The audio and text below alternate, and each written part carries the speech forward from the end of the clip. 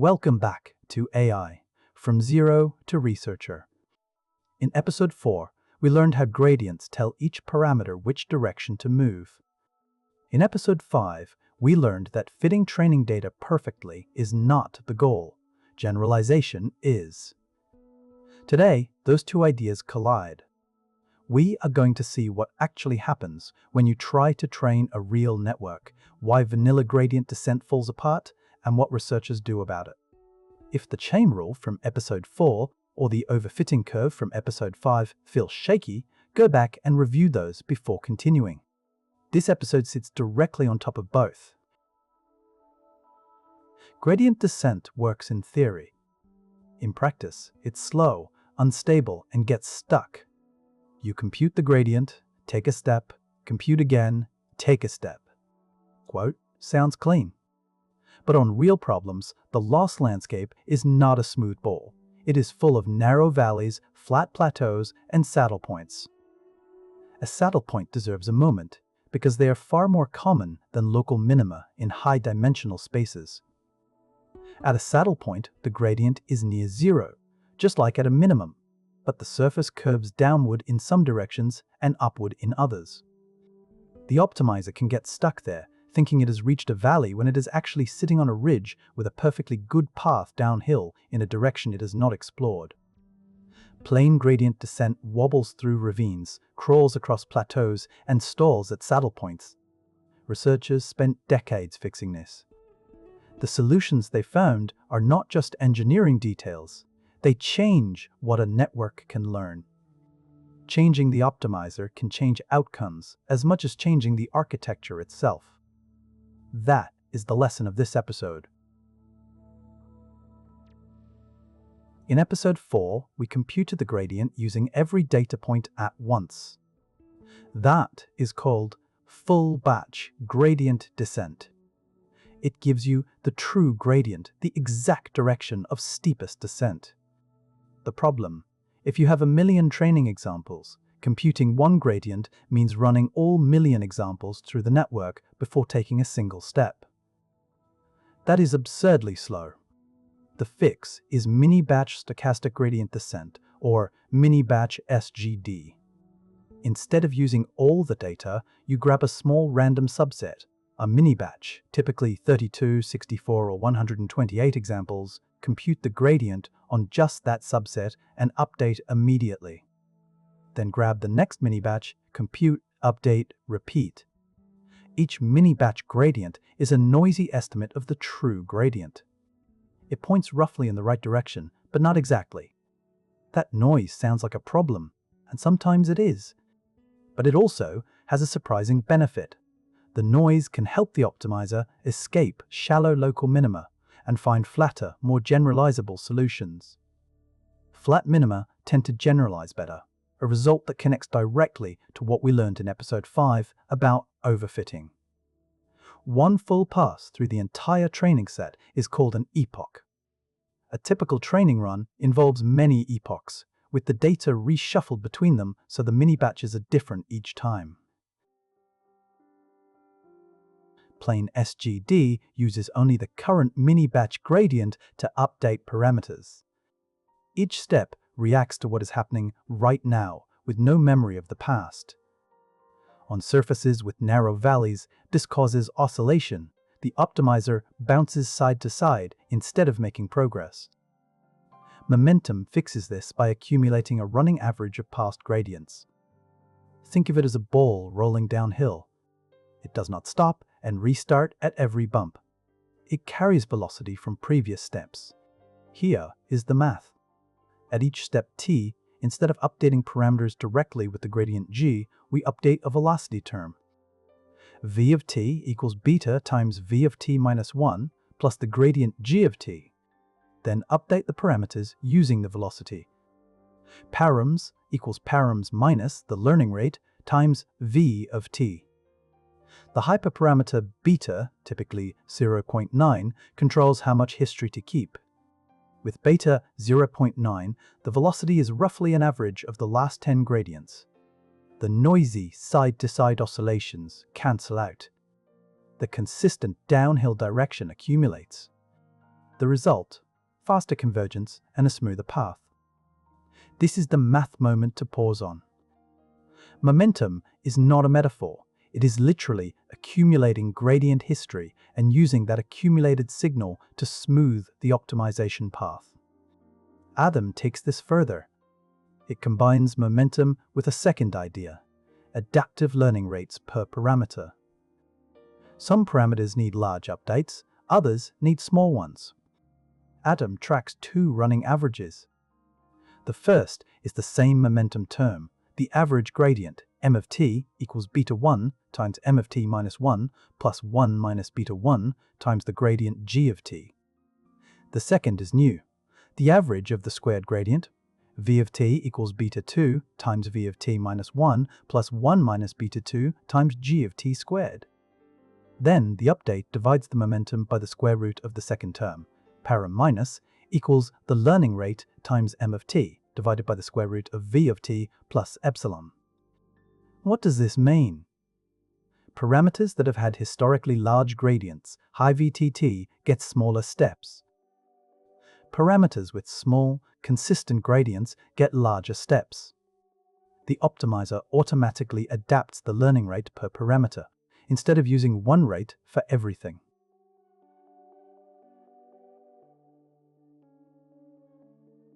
In practice, Adam often works well with minimal tuning. That is why it became the default optimizer in most deep learning code. But default does not mean always best. For certain tasks, especially in computer vision, well-tuned SGD with momentum can match or beat Adam.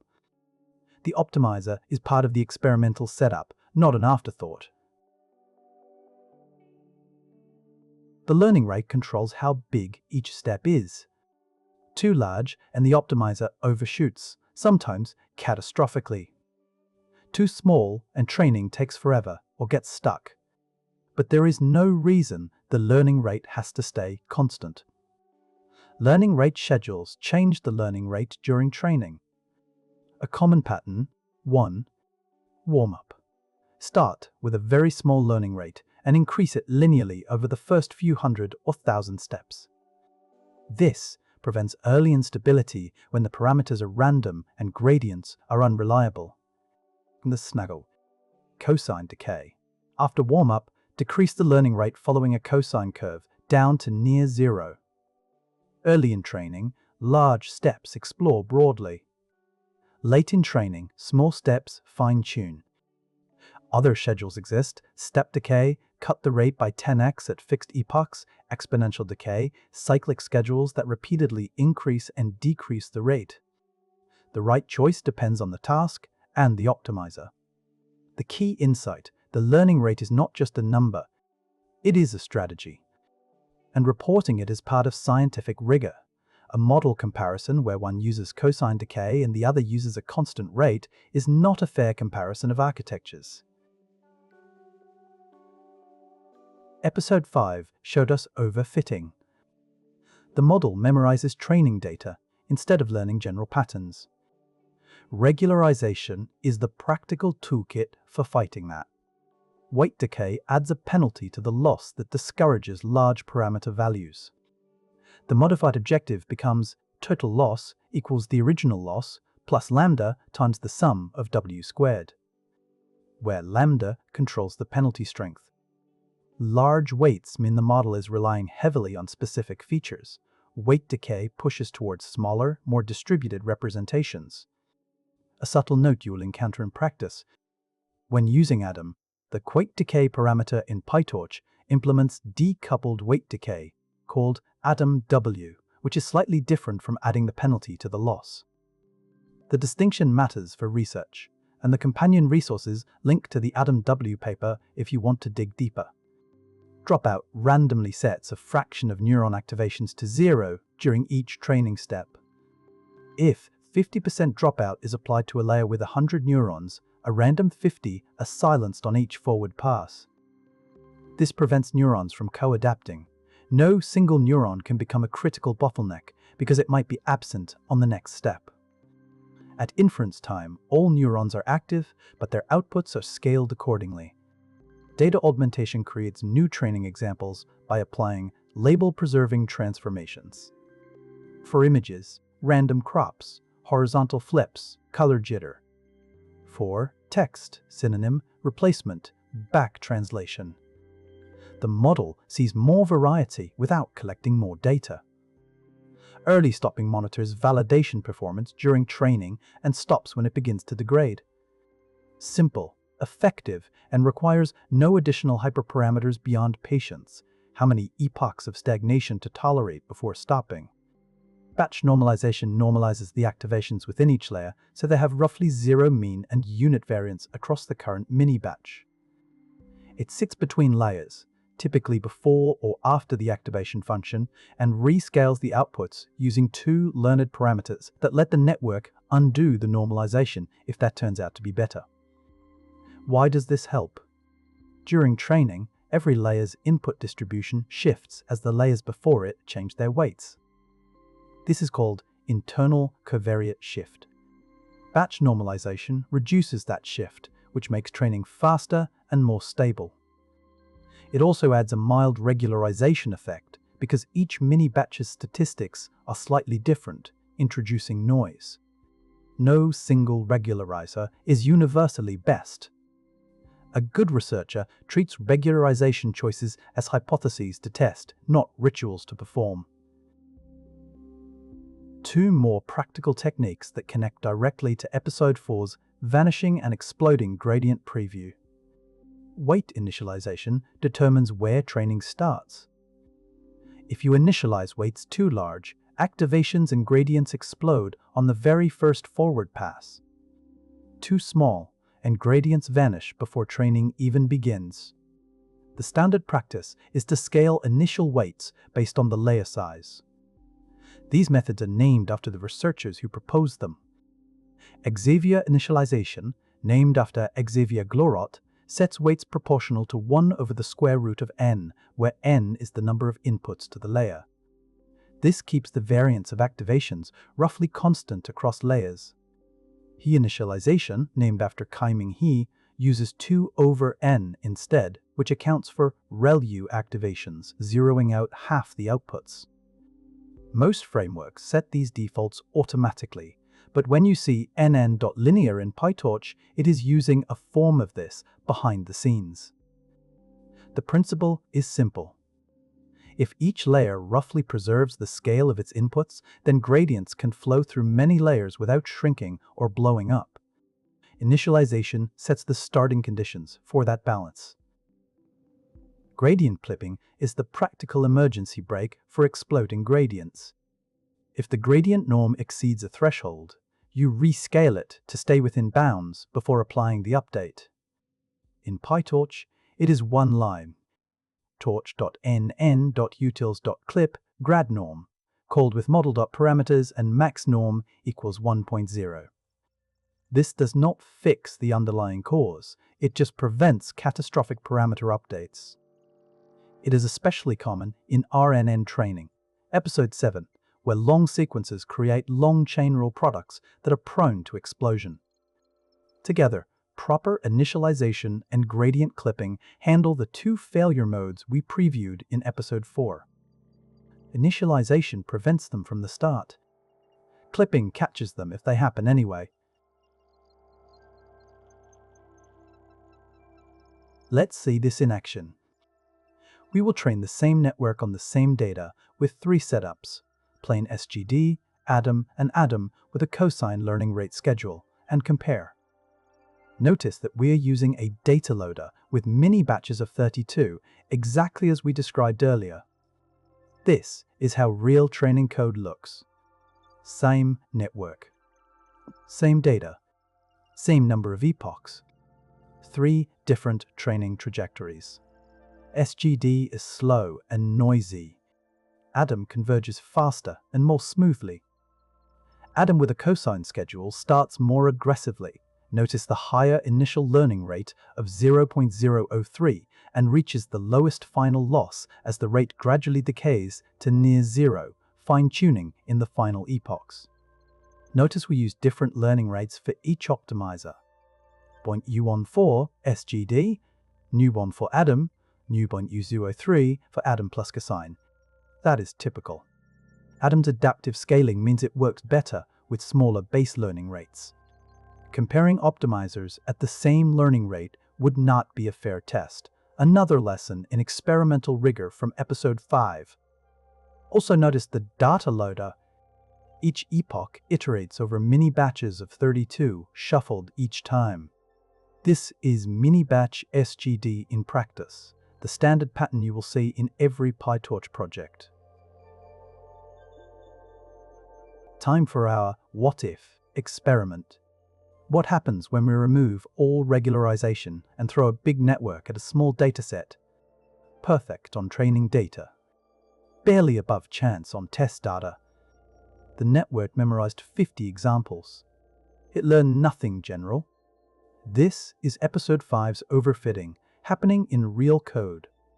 Now, add dropout. Training accuracy went down. Test accuracy went up. That is exactly the trade-off. The regularized network cannot memorize as easily, so it is forced to learn patterns that transfer. Dropout and weight decay together turned a memorizing machine into one that generalizes. Regularization is the bridge between episode 5's theory and real training practice. Let's compress what we covered. Mini-batch SGD makes training practical by updating on small subsets instead of the full dataset. The noise from mini-batches can actually help find better solutions. Momentum smooths the optimization path by accumulating gradient history. Adam adds per parameter, adaptive learning rates on top of momentum. Learning rate schedules, warm-up, cosine decay, step decay. Change the step size during training for better results. Regularization, weight decay, dropout, data augmentation, early stopping, batch normalization, fights overfitting by constraining the model. None of these are optional extras. They are core to how modern networks are trained. A paper that reports its architecture but not its optimizer, schedule, and regularization is giving you an incomplete picture. The research habit from this episode: change in optimization can change outcomes as much as change in architecture. When you read a paper, check the training setup as carefully as the model diagram.